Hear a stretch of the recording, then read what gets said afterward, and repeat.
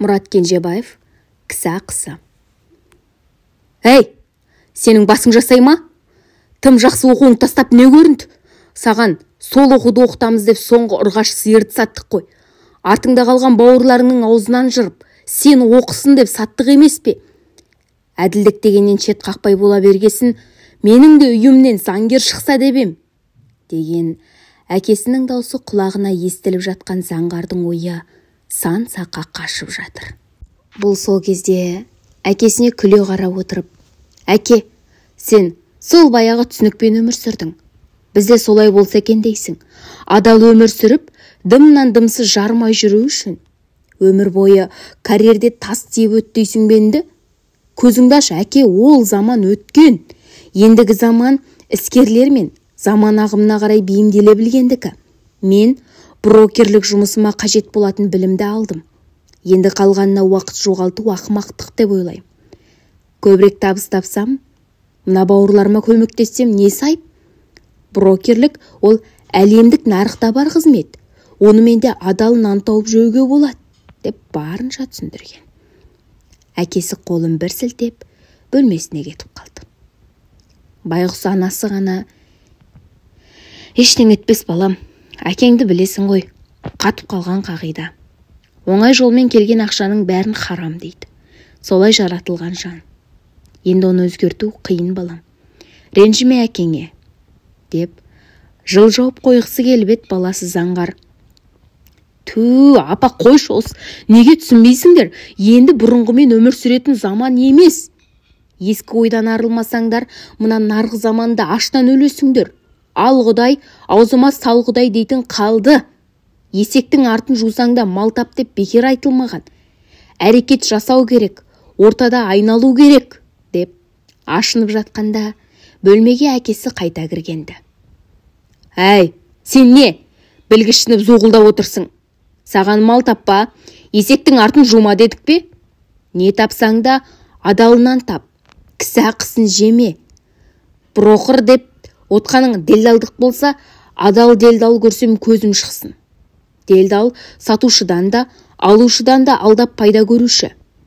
Мен не, өмірге кеше туылдым ба, әлде көп ақшамен мен алдап, аузымда арамдайын деп жүрсің бе? Ақылыңның жеткен жері осы болса бар, кет қайқай қалаңа, деп әбден ашынды. Бұл отбасының отағасы Қамбар, жасы 48-ге келген, орта бойлы, төртпақ денелі, күнге күйген қоңырқай жүзді жігіт ағасы. Әйелі Бәтима, ұлының үлкені осы Заңғар.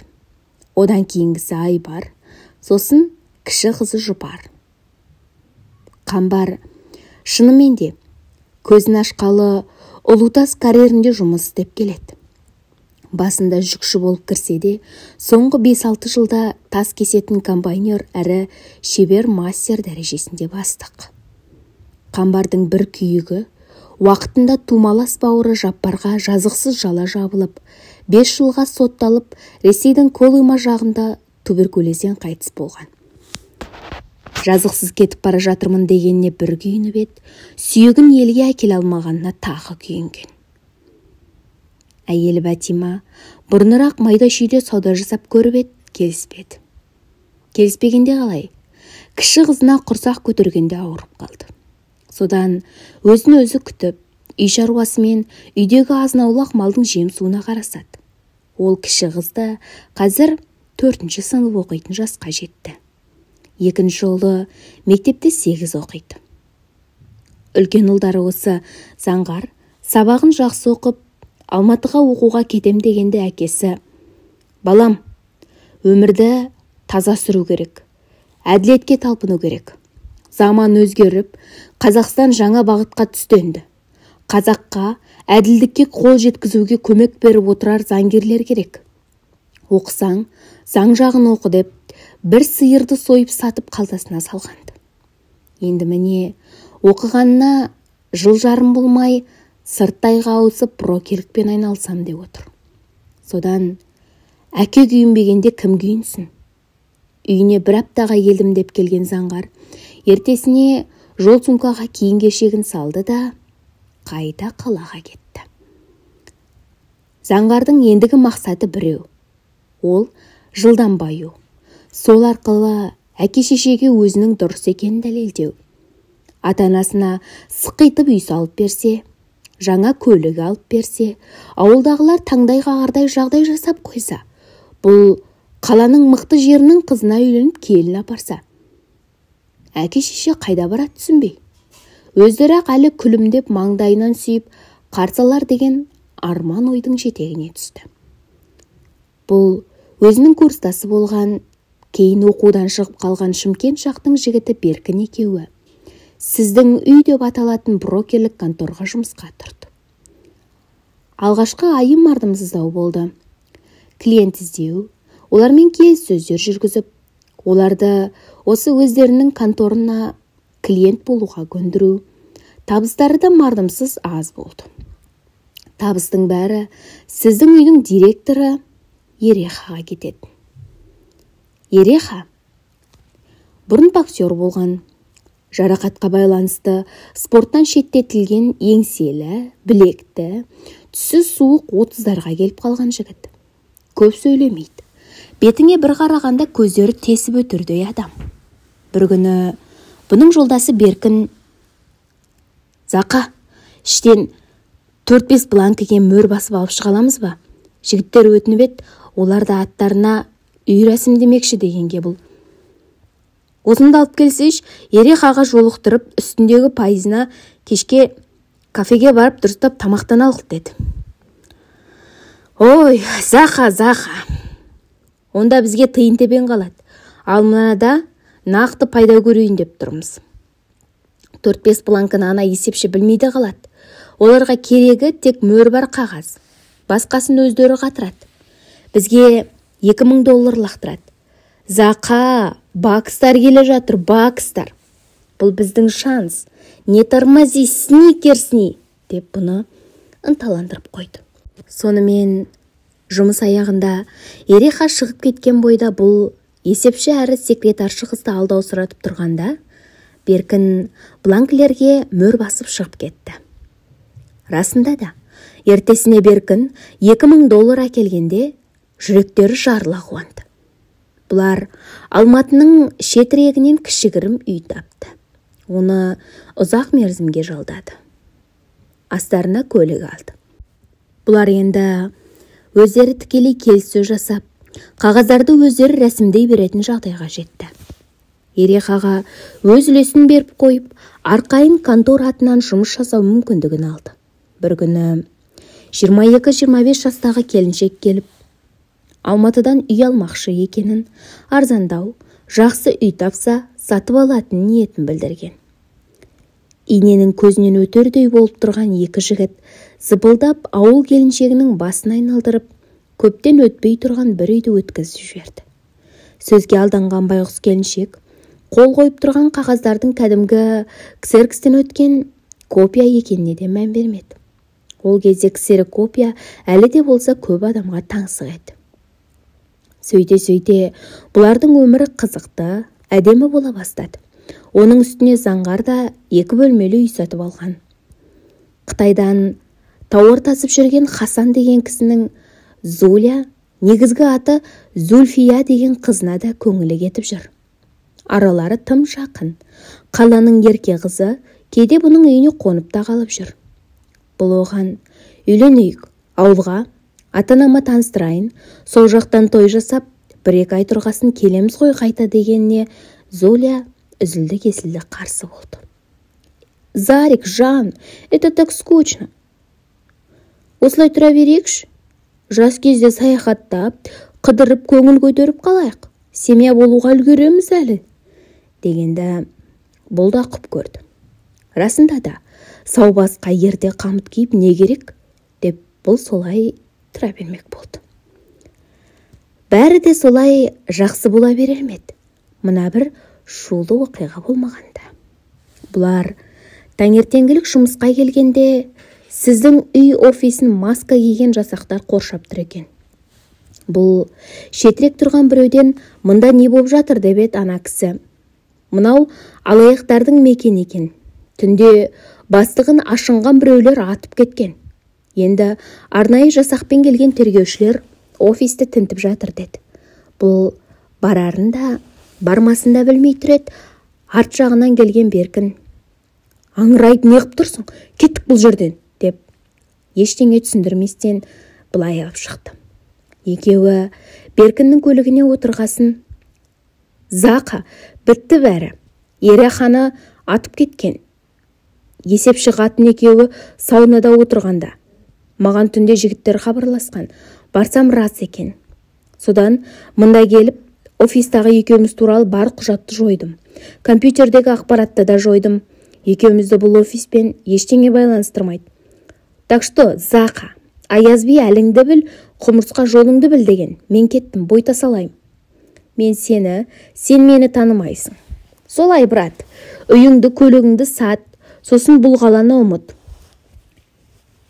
Ераха, брат, көп мөлшерде қораға кірген сияқты. Оны өлтіргендер өте мықты, биікте отыратын адамдар. Сондықтан кету керек. 1-2 жыл тырп етпей, бұғып жату керек. Мына шу басылғанша бой тасалау керек. Тарт бауырым батсыңа. Бірден ауылға барма. Үлкен қалаға жасырын. Екеумізді кіміздер дейсің? Сонда да сенім барма, жасырына тұрайық, деп бұған қарады. Бұл қалада тұрып, қаланың қылмыс әлемінің анау-мынау әрекеттерін жақсы түсінетін Заңғар: сонда ешқандай шанс жоқ па? Ұсталсақ біттік пе? Бізді әрі қарай іздемейді деген үміт бар ма? Жоқ болса несіне қашып өре боламыз?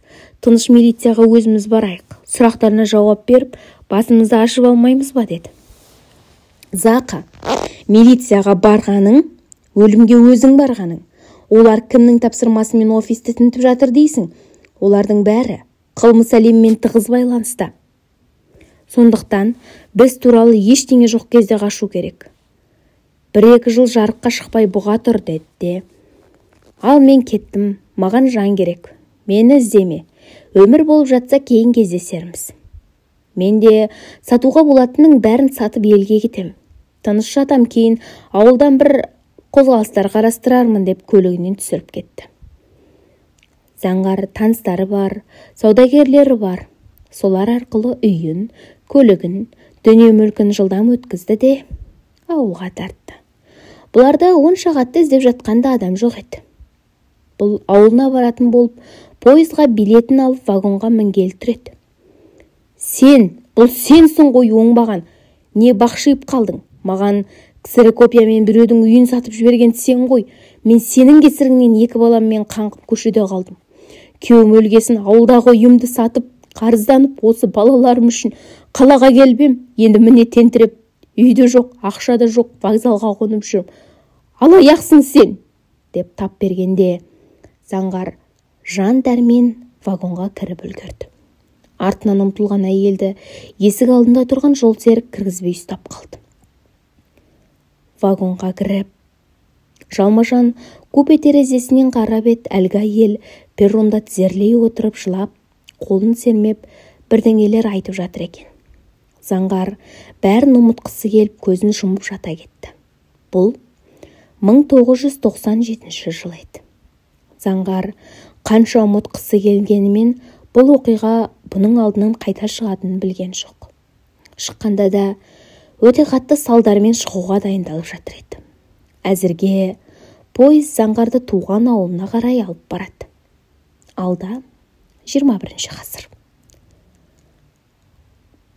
Заңғар аурухана төсегіне таңылып жатыр. Қанша жатқанын да білмейді. Есін жиғалы осында. Не болды да, кім істеді деп ойбайлап әйелі келіп кетті. Заңғардың әкесіне, яғни өз атасына қатты ұқсап кеткен баласы: әке, ассалаумағалейкум, жақсысың ба, дегеннен басқа ештеңе айтпастан кетті. Мейірбике келіп екпе салып кеткесін ұйықтамақшы болып еді, ұйықтай алмады. Еріксіз ойға шомып кетті. Ақтауға келген бойда Заңғар үй іздей бастады. Орталық шағын аудандардың бірінен тазалау 2 бөлмелі пәтер сатып алды да, тіркеуге тұрып, евро үлгіде жөндеп әдемілеп алды. Су жаңа болмаса да қалада ұялмай мінер көлік алды. Ауылға барып, әке шешесін көріп, көңілін басып 2-3 күн қастарында болды. Бауырларын алған киімдері мен тәттілерін беріп қуантып тастады. Тек әкесі ғана өзіне берілген қымбат шетелдік плашты көзінің астымен қарап отырды да, әйеліне шифонерге салып қой. Біреуге берсең де, китке салсаң да өзің білерсің, деді. Заңғар қопыратып ақша шығара бастағанда, оқты көзімен бір қарап ет Заңғар ақшаны жалма-жан қойнына сүңгіте салды. Әкесінің ойы өзгермегенін білген Заңғар ештеңе демеді. 2 күн ауылында қыдырып, құрдастарына барып, кейін қаласына кетерде, өзінен кейінгі інісін көрсетіп, Айбардың оқу біткесін қалаға жіберің. Өзім оқытып адам қылам. Бір шаруаларым жақсы реттелсе, 2 бөлмемді 3 бөлмеліге ауыстырам. Қалаға келіп, дем алып кетуге болады. Жаза балалар теңіз көрсін. Жұпарға қаланы аралатып қыдыртайын. Мына тұрған жер ғой, теңізге барып тұрады деп, барынша түсіндіріп, жылдамдата сөйлеп жатыр еді әкесі. Әй, сен әуелі өзің адам бол, сосын жұртты ғарық қыларсың. Оқып алған білімнен не пайда, жұртқа қайырың тимесе. Бітірген оқуың жоқ, істеп жүрген жұмысың жоқ. Неткен байлық сенікі? Ақтауға келе сала үй, мәшін алатындай, Алматыда миллионер нағашың өліп мұра қалдырды ма? Арыңды саудаға салып біреуді алдап, біреуге ұятыңды жалдап тапқан ақшаң болса, әкет көзіме көрсетпей, арам ақшамен адал ошағымды былғама, деп күркіреп басылды. Заңғар да қарап қалсын ба? Ту, әке, сен де бір қырсықсың. Сенің түсінігіңмен жүрсек, аштан өлетін едік қой. Не деген принцип сенікі? Мына балаларыңды ойласаңшы. Мен не? Адам тонап, кісі өлтіріп ақша тауыппын ба? Сен СССР-де қалып қойғансың. Қазіргі Қазақстанда ұрламайтын адам жоқ. Бәрінің ойында тек ақша жасау, алып қалу, жеп қалу. Маған пара бермейтін, пара алмайтын адамды көрсетші. Көрейін, соған табынып өтейін. Бізде пара алатынды, ұстайтындардың өзі парамен ұсталып жатады, және солар тағы бір пара алатын жерге барып отырады. Олардың қасында делдал брокер періштенің нағыз өзі, деп бастырмалатып бара жатыр еді. Әй, тоқта, деп әкесі сөзін бөліп жіберді де, пара алмағаннан аштан өлер адам болсам, мен, шешең, бауырларың өлер еді бірінші. Заман ағымы солай дейсіңдер, заманды солай ағызған сен сияқтылар. Бірдеңеге жету үшін параларың дайын тұрады, соны қалайда алғызасыңдар. Тілдеріңмен туфли жалауға дейін барасыңдар. Түфу, жиркенішті. Жемқор емес, соның қасындағы қолтығынан демеп, жемқорлардың сөзін сөйлеп жүргендер ең қорқыныштылар. Солар елді адастырып, халықты жемқорға жығып беріп жаман үйретіп жүргендер. Одан қалса таптызда киініп, қымбат көлік мініп жүргілерің келеді. Сонда солай кете беру керек пе? Ау, шырақтарым-ау, шетелге кетіп жатқаны аздай, Қазақстанды қазақтар тонап біттіңдір ғой тек.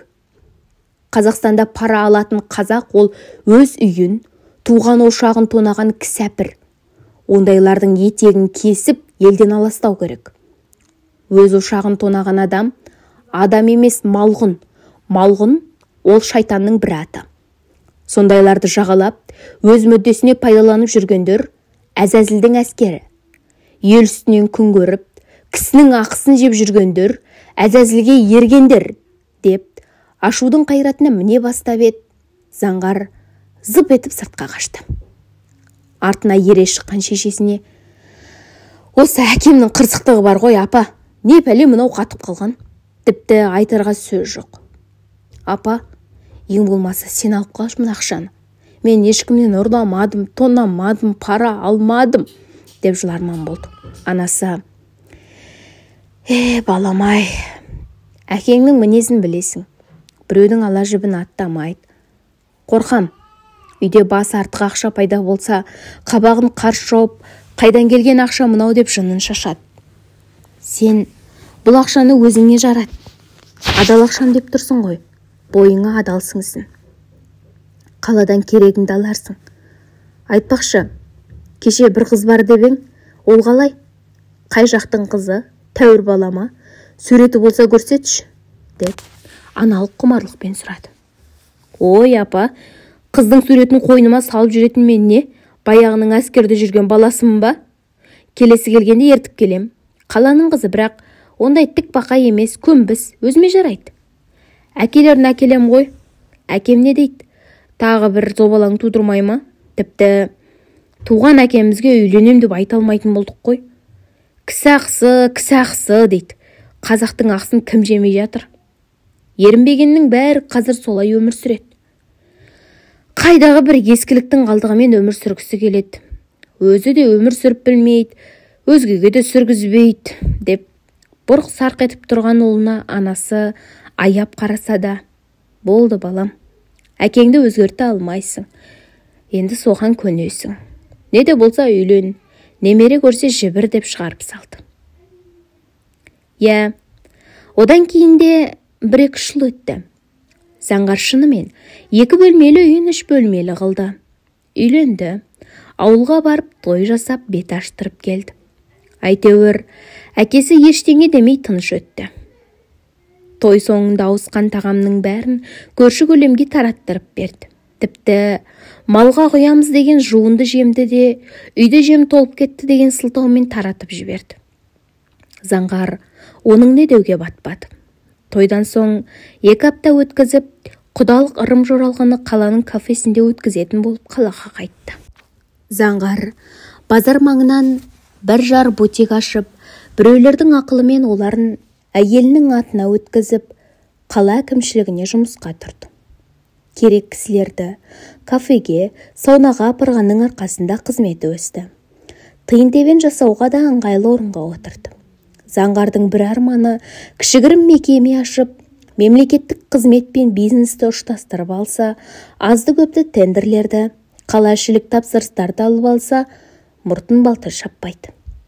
Қала әкімшілігінде ешкім қойды емес, облыс әкімшілігінде де сөзін сөйлейтін сыралас достар бар. Сондай шаруалармен жүргенде келіншегі босанып қызды болды. Қайын жұртына да көмектесіп, жақсы күйеу атанып үлгерді. Бір қайынағасын мұнайға жұмысқа кіргізсе, үлкен бажасын вахтовый Икарусқа отырғызды. Келін босанды дегенде әке-шешесі жұпар қарындасын ертіп, артынып-тартынып жетті. Ауруханадан шығарып, өздерінше қалжа деген ырым жасап, құда-құдағайлармен тұзға салып, бесікке бөлеп, ауылдарына кетті. Әкесі кетерінде келіні мен баласына қарап, келесі ұлды болып жатсаңдар, жасқа толғаннан емшектен шығарып, ауылға жібересіңдер. Мына кемпірдің әлі 1 бала бағып қағар жағдайы бар, деп, ештеңе түсіндірместен үйден шыға берді. Келіні енесіне иегін қағып, неге дегендей ишара жасап еді. Туа берсейш, сосын белгілі болар дегеннен басқа ештеңе айтпады. Әйтсе де Заңғар түсініп қалғандай. Әкесінің ойы, ұл бала болса, мыналардың тәрбиесіне қалдырмаймын дегендегісі. Заңғар мырс етіп күліп, «Әй, әкем-ай», деді іштей.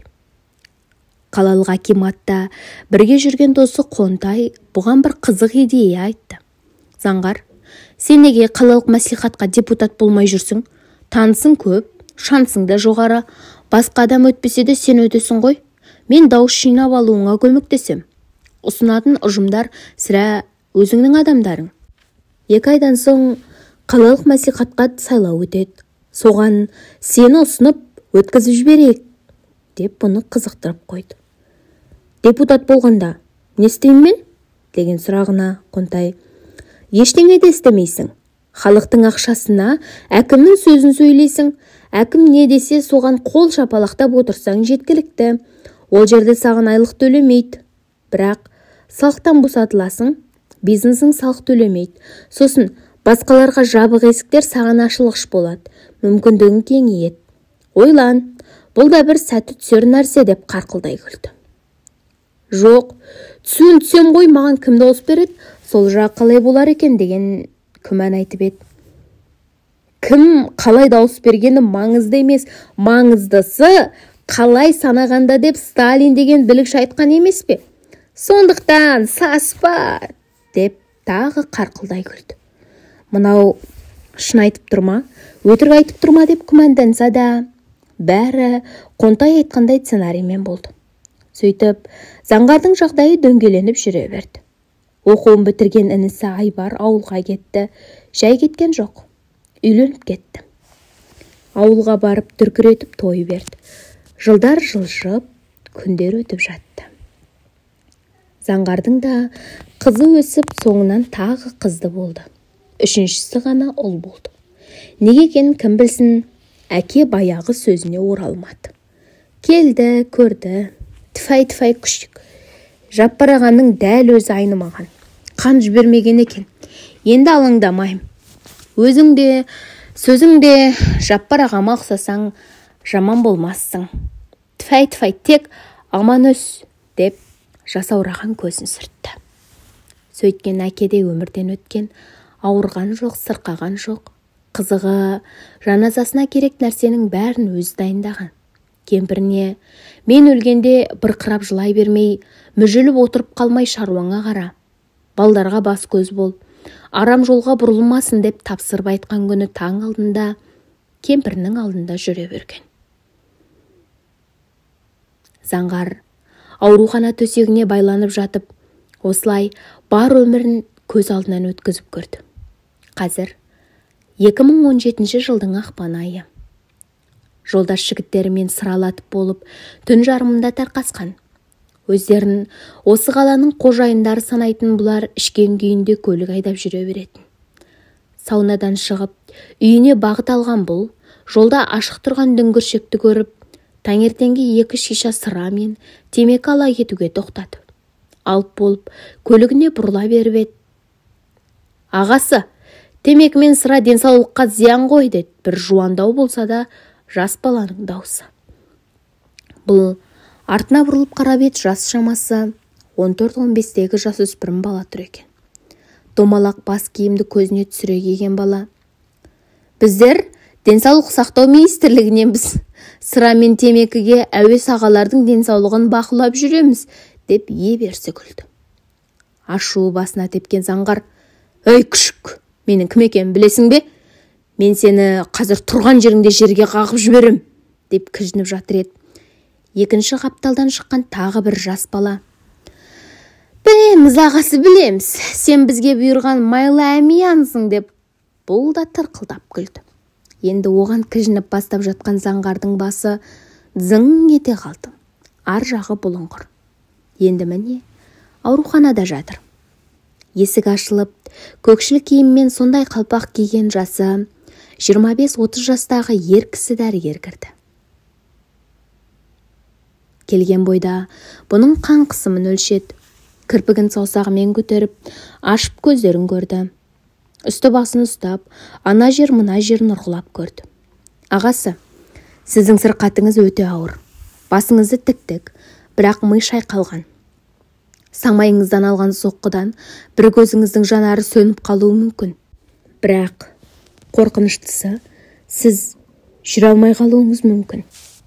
Беліңізден темір таяқ сияқты бір нәрсемен қатты ұрған, содан бел омыртқаңыз жарақаттанған. Сіз қазір төменгі жағыңызды сезбейсіз. Аяқ қуық сізге бағынбайды. Бұдан кейін жүреді деп айту қиын. Енді тек бір құдіретке сенесіз», дегенде Заңғар естен танып қала жаздады. Бар жоғы 42 жасында мәңгілік мүгедек болу не деген өкінішті. Бұдан артық қасірет бола ма? Неге мен деген ойлар Заңғарды мүлдем мүжіп тастады. Заңғардың екпе, дәрі-дәрмектен бас тартқанын естіп кешегі дәрігер келді.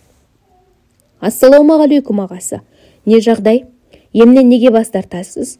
Екпеден бас тартсаңыз, денеңіз адам шыдамас ауруды сезетін болады. Тәніңіз ауырғаннан тозақта жатқандай шыңғырып айғайлайтын боласыз. Біздер салып жатқан екпелердің жартысы ауруды сездірмейтін екпелер», деді. «Інім-ау, бәрібір жүрмейтін болсам, толыққанды өмір сүрмейтін болсам, ол ем-шарада не пайда? Одан да өлі қалған оңай емес пе? Үміті жоқ, ертеңі жоқ өмір ме? Неге керек ондай ит өмір?» деп еңкілдеп жылап жіберді. «О, ағасы, сабыр. Еркек деген атыңыз бар ғой. Сабыр етіңіз. Еш қашан түңілуге, жеңілуге болмайды. Інім екеуміз 5-8 жасымызда әкесіз қалдық. Анам інім екеумізді жетелеп ауылдан қалаға келіп, үй сатып алам деп жүріп алаяқтарға тап болып, соңында үйде жоқ, ақша да жоқ, вокзалда қаңғып қалдық. Аш-жалаңаш күй кештік. Анамыз шарасы таусылғасын пойыздың астына түсіп өлді. Бірақ өлер алдында ауыл жаққа барар бір адамнан әкеміздің алыстау ағайынына хат жазып беріп жіберген. Сол хатта бізді сол кісіге аманаттап кеткен екен. Қазақта аманат деген нәрсеге ешқашан қиянат жасамайды ғой. Аманат өте қасиетті ұғым. Аманатқа қиянат жасаған адам ешқашан оңбайды. Түбінде алдынан шығады екен. Міне, сол ағайын өлгенше бізді өсірді, жетілдірді. Егер анамыз сондай қадамға бармағанда, мүмкін біз бұзақыларға қосылып, ұрлық-қарлыққа барып бұзылып кетермек, кім білсін. Не нәрсенің де бір қайыры бар деген сол шығар. Қазір шүкірміз, мен отбасылымын, жұмысым бар, абыройсыз да емеспін, нейрохирургпын. Інім жеке кішігірім құрылыс компаниясының бастығы. Бала кезгі арманы үй салу екен, оған қол жеткізді. Қайырымдылықпен көп айналысады, бірақ осы күнге жету үшін көрген азабымыз, әсіресе жан азабымыз біреулердің 5 өміріне жетерліктей. Сондықтан, ағасы, үмітіңізді үзбеңіз. Ал мен уәде берем, сізді аяғыңыздан тұрғызам. Иә, уақыт керек, бірақ тұрғызам. Сенесіз бе? Деп сұраулы жүзбен Заңғарға қарап еді. Заңғар бұл кезде көздерінің жасы тарам-тарам боп, айтуға сөз таппай, өксікпен көз жасына көміліп жатыр еді. Марқұм әкесінің суық түсі көз алдына елестеп, кісі ақысы деп қайталай берді. Заңғар, кешіріңдір дегеннен басқа ештеңе айта алмай булығып тұншығып жатыр еді. Кешіріңдір дейсіз бе? Әрине кешіреміз. Сіздің сол Алматы вокзалындағы жүзіңізді мен мәңгі есімде сақтап қалдым ғой. Мен 8 жасар балам. Сіз осында жедел жәрдеммен келген күні сізді шырамыттым. Содан осындағы комитетшік жігіттерге сіздің өткеніңіз туралы біліп бер дегем. Сол жылдары Алматыда тұрыпсыз, брокерлікпен айналысқансыз. Анам қайтқан уақыттарда осы қалаға тіркеуге тұрыпсыз. Ініме айтып ем, ұшақпен ұшып келіп сізді көрді. Сіз ес-түссіз жаттыңыз. Інім, ағатай, осы кісіні аман алып қалыңызшы. Керек дәрі-дәрмегін, емін түгел өзім көтерем. Шетелге кету керек болса, оны да көтерем. Тек осы кісіні аман алып қалыңызшы. Бұл сауаптың ең үлкені болмақ. Зәр сұнған кісіге нан сұнған демекші, усынған кісіге су сынайын. Өмірдің суын сынайық, аға. Осы кісіні аман алып қалыңызшы деген. Сондықтан, ағасы, мен сізді тұрғызам, деп палатадан шыға берді. Дәрігердің соңын ала ішке кірген медбикеге Заңғар: қарындасым-ай, әйелім мен баламды шақырып берші, айтарым бар, әсіресе ұлыма айтарым бар. Кісі ақысы туралы айтарым бар. Автордан: қазақта ырымшыл, анаған-мынаған сенгіш деп айтатындар бар. Бірақ қазақтың айтып кеткен әрбір нақыл сөзінде мән мен мағына бар. Кісі ақысы мойныңызда қарыз болып кетпесін, алдыңыздан шығады. Пара алмасаңыз да, пара беру де біреудің алдын орау. Пара беруге немесе алуға жағдай жасау, ол да кісі ақысы. Өмір бумеранг. Әңгімедегі адам аттары ойдан шығарылған. Сәйкес келіп жатса, кездейсоқтық дәрістер.